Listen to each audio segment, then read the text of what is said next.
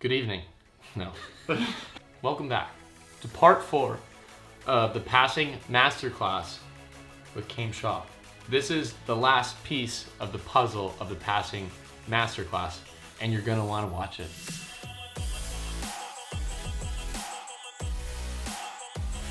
What's like the last piece of passing?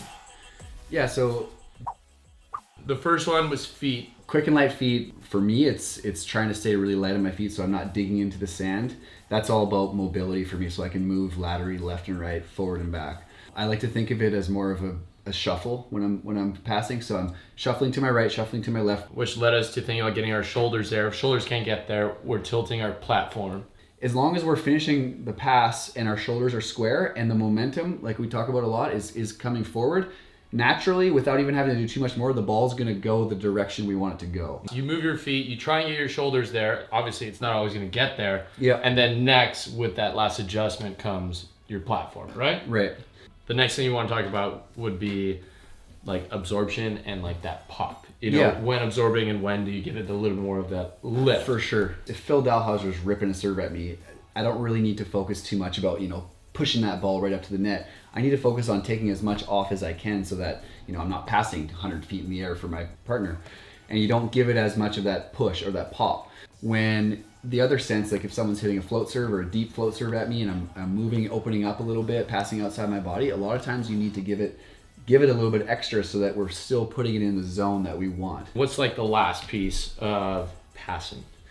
Yeah, so generally, like, we want to be able to pass and push the ball forward, and then our body falls with us. Mm-hmm. It makes sense. You're pushing the ball, your body's moving forward. It puts you right into your approach, so you're able to side out right away. That doesn't happen all the time. In fact, it probably happens less than half the time I'm able to keep my momentum forward, because we're playing on a professional beach volleyball tour where people are bombing serves at you. So it's hard to keep that weight forward. It's hard to keep in that rhythm all the time. But if you're still able to take care of those other 3 things, it's not going to kill me for some of the repetitions that I have to not have that full-on movement towards the net. Over the course of a match, a tournament, a season, you're going to be way less fatigued if you do this. Rather than passing, looking up, gathering, coming in, it makes it a little bit more taxing on the body in the long run. You pass and you try to recover and get and gather into your approach, but still, it's not ever perfect. Mm-hmm. Because of all the variables in beach volleyball. It's crazy to think about how many things are going on. We can't do it perfect all the time.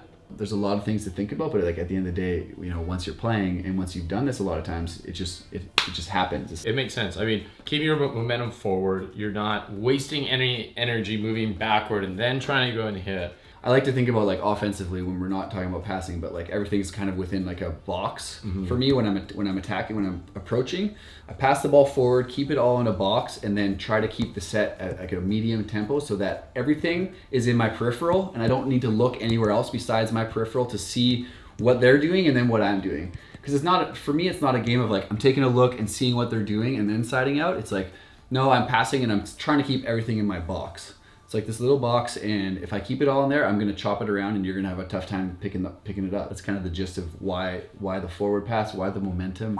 If you are getting aced off the court, start with your feet. Mm-hmm. If you're shanking balls left and right, let's work on getting your shoulders around. If you are blasting the ball super high up or the ball is too low, think about absorbing or giving that little bit more of an oomph. And then finally, if you do find yourself like late to the set or like you're just not getting in the right spot, let's try and get your momentum moving forward. You nailed that. I couldn't have said that better.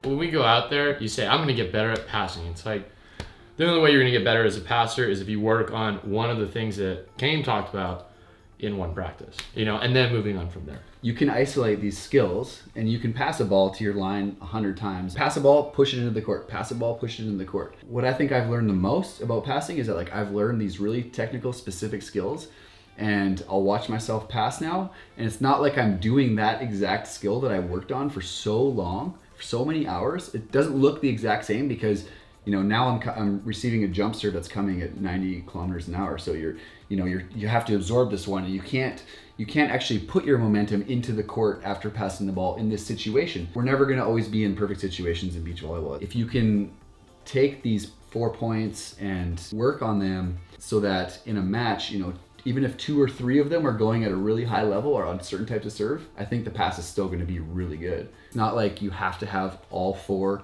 dialed in order to pass a ball. So you're saying I got a shot at being a Yeah, good passer? I think you got a shot. I think if you can, get your footwork a little bit better. We do have a relatively large international audience, but for the people from the U.S., how fast is 90 kilometers? You do live in the U.S. now. You do live in the U.S. Okay, on your card, are you thinking, I'm driving 60 miles an hour? Or No. I mean, I've been here for like 6 years now, so I'm pretty. Assimilate. I'm pretty much just a dickhead from the U.S. now. So I know miles and I know Fahrenheit and all that shit. But I know how to pass a ball. That's pretty much. I know. That's why you're what here. I know how to do. Good evening. Welcome back to the.